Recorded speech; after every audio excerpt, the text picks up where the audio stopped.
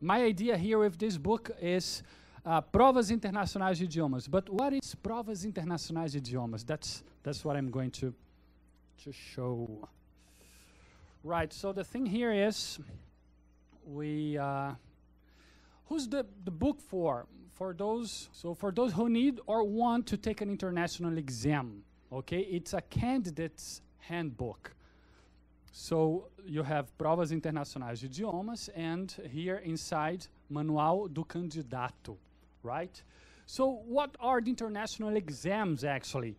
Cambridge, which are well represented by FCE, CAE, CPE, TOEFL exams, right? If you want to study in the US, people usually take the TOEFL exams because they're well suited for those who are going to go to an American university.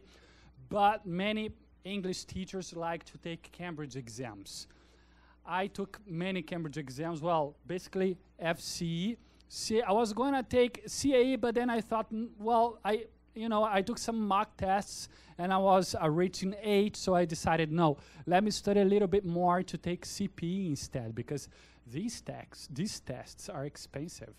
So you really have to choose the ones that you're going to aim for.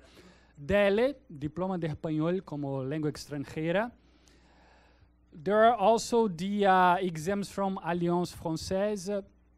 The most known ones are DELF, Diplôme d'études en langue française. Et après, il y a DALF, Diplôme approfondi en langue française. Okay. Goethe-Institut, Goethe-Zertifikaten und so weiter. Università di Perugia, ci sono anche quelli della Università di Siena. Okay. Master's degree and PhD candidates can also benefit from the book, okay? So, but why did I write this book? To share my personal polyglot experience, because I thought, well, I have some experience with polyglotry or polyglottism, and I wanted to share something, right? So we really want to share what we came up with, and then I thought, well, but what I have that is most distinguished, that really makes me stand out. It's not my polyglottism, my level. No, I have just a pair of language. It's not really. But taking international exams, it's something that I thought, well, that's interesting, because most people feel so challenged by taking an exam. They freak out, they chicken out, or they fail, they flunk their exams. I don't know, maybe it's because of our educational thoughts, or I don't know. We just grew up with this idea that tests are terrible, or they're gonna make you fail and feel embarrassed. I don't know. And then but for me, it has always been a source of, I won't say pleasure, that would be too weird, but at least of challenge. I've always liked intellectual challenges, and then I've always taken exams.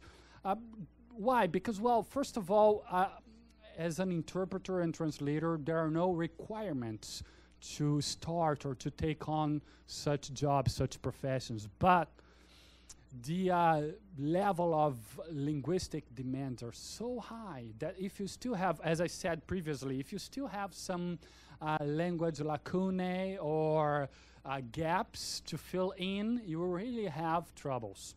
So the thing is, taking an exam will ensure that you have at least the required level to feel safer, to feel sure, to feel more comfortable, right? To go about interpreting or translating, right? So that was my idea. That's why I took the Cambridge exams, because I don't know, I have the impression, and many other people do too, that they are more comprehensive when it comes to general English, right? As they have papers for speaking, writing, use of English, which is applied grammar, so to say, and so on and so forth. But, well, that's how I took these exams, but as time went by, with the course of time, I just became a freak and a geek, and then I decided to take exams as a tool for language learning, and that's the point I want to make. Well, if you're learning a language, the thing that makes people just drop out from learning a language is lack of motivation first, but many people don't have a specific target to aim for. It's very important to have a specific, measurable target and a clear timetable. I have to achieve this level within this time frame. Okay, it's very important. So the exams give you that, because you say, well, it's November right now, so let's say, well, French, I want to learn French. So I will take the B1 level, let's put it like that. If you're a beginner, in 6 months you can press yourself really hard to achieve B1 level. It's possible.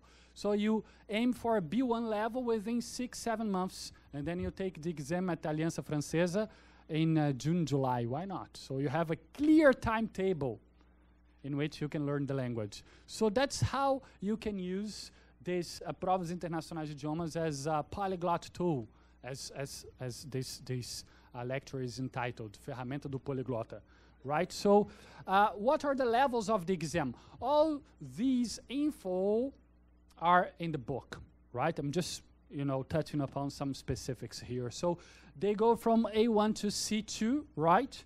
And as I have already told you, so in the appendix of the book, guys, there is here the table, right?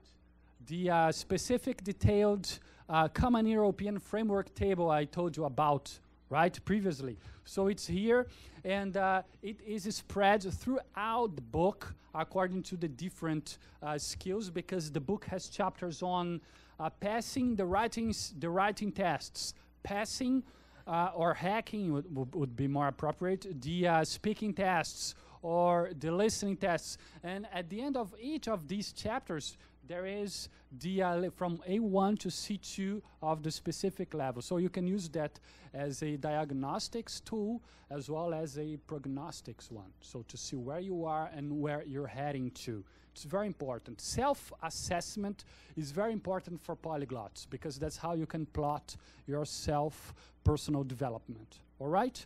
So this is one thing, and I'm going a little bit fast, guys. I'm sorry, because as Juliano said, Otto, you really got to go fast because we're running late. So, right?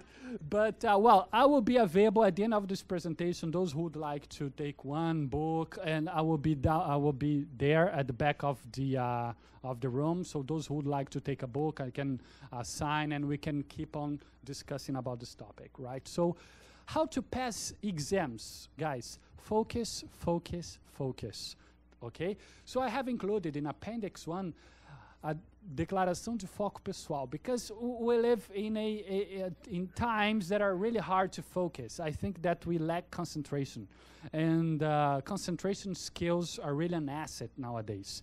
You really achieve something if you focus. And, okay, once you focus, what do? You do mock tests, simulados, mock tests, mock tests, mock tests, mock tests, nothing else. No secrets here, okay? Then, right mindset, techniques, and focus. That's it, okay? The ideal is to feel challenged, but able to rise to the challenge. Because what happens? Some tests like TOEFL, they are just one single test for whichever level you have to take.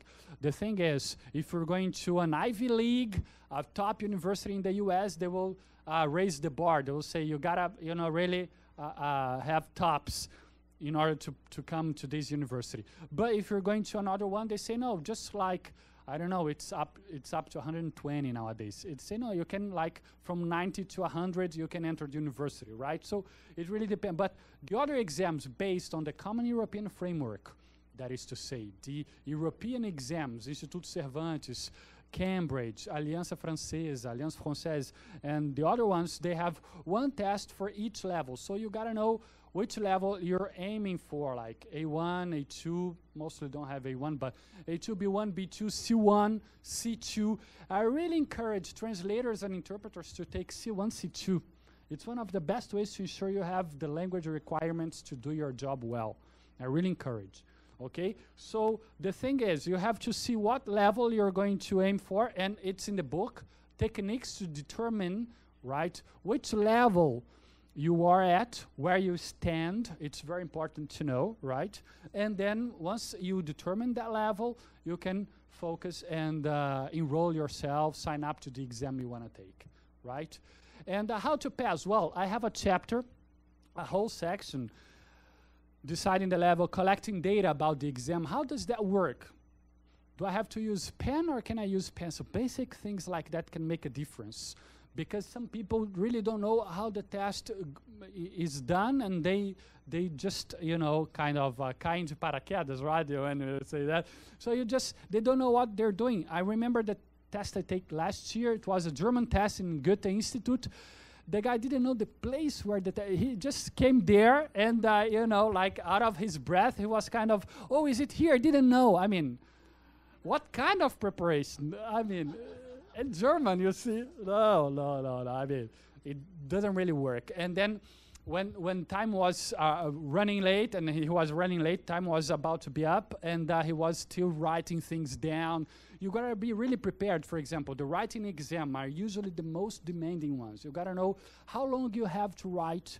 You gotta know how to do a draft before, but you can't do an entire draft. You got no time.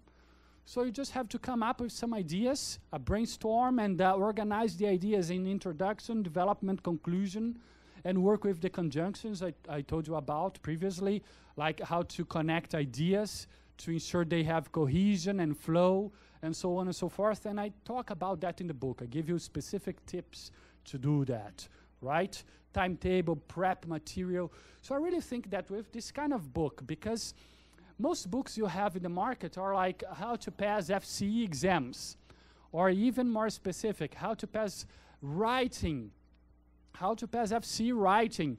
I mean, I thought, well, I could come up with a book that is more general, that gives an overview on how to pass the exams, because the techniques are the same. I took 8 exams in 5 different languages, and I saw that the basic skills are the same. Just the language that changes a bit, just a bit, not a lot. And then, well, that's it. Once you have that, you can also have prep material also, because here you'll see how to go about taking the exam. And then once you define the exam, if you're good at the language already, you can just download like 2 past papers, like Cambridge exams, they provide you with 2 papers, downloadable material from their site. You can just download, do 1 test, 2 tests. If your time frame is too short, you just take 2 tests and go to the real test. A friend of mine came up and said, Otto, I have to take TOEFL to go to Finland. He was going to take part of his PhD, and he took a CAPES scholarship or something like that. And I said, well, Alexander, so since you got no time, the only thing you got to do is take a mock test. That's it. You have just a week time. And he did it, and he passed. So it helped him enormously, right? Because the thing is, you have to know what you're about to see, what you're about to face. Okay, previsibility, that's the key word here, right? But also sometimes when you're preparing yourself to a test, there are ups and downs, right? In every language learning process, there are ups and downs. Sometimes you do it really well, sometimes you feel terrible, depressed, and lacking self-esteem because you can't speak properly, and it's part of the game. So you gotta have a real tolerance to frustration. I think it's one thing that is very good for us, tolerance to frustration. We will feel frustrated at times while learning a language, preparing for an exam, and in life in general.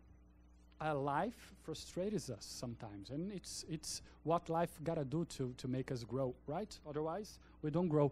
So victory and frustration. So it's also there in the book, a chapter just on that. And how to pass insider tips, as I told you. Tips on how to pass, okay, each exam. And the guy, Amory Gaithen, who's the co-author of that book, The Art and Science of Learning Language with Eric Gunmark, I told you about, he says, you must show the examiner only what you know, never what you do not know. Some people try to use structures they have just learned, newly acquired structures, to show they know something. You gotta really, really take care with your ambition. Do really what you know, what you're sure of doing, because by doing that, you ensure success. And I've known guys who, in the breaks of one paper to the other, we were just speaking to each other, and then I used a word. He said, hey, an interesting word, I will use that in my exam right now. I said, don't do that, man. Don't do that, because, no, the likelihood of getting it wrong, of using it wrong, is just too big. And you can jeopardize months of preparation. Don't do that. So only what you know, right? It's better to be on the safe side. Of course, if you want to be ambitious and you get it right, you achieve a very, very high mark. And okay, so as an examiner, I have seen, because after publishing the book, I became an examiner. It all happened this year. So, and as a Cambridge examiner, I have already examined or assessed 100 people, and I was able to see that one of the most frequent problems is anxiety and lack of preparation. Sometimes people really have the required level, but they're so anxious. They can't come up with the language. Sometimes you feel they have the language right, the grammar, so it's all there, but they can't produce it. They can't spit it out, and you can't do anything. You can't help them. You're an assessor.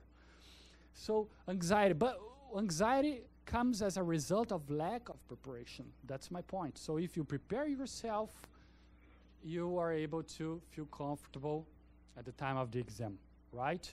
So, and get to know how the test works, of course. With good preparation, even those who are below the test level are able to pass it. That happened to me with German. I'm sure that my German was B1 at the most, B1 level. Right now it's rusty, but I was practicing a lot. It was kind of B1.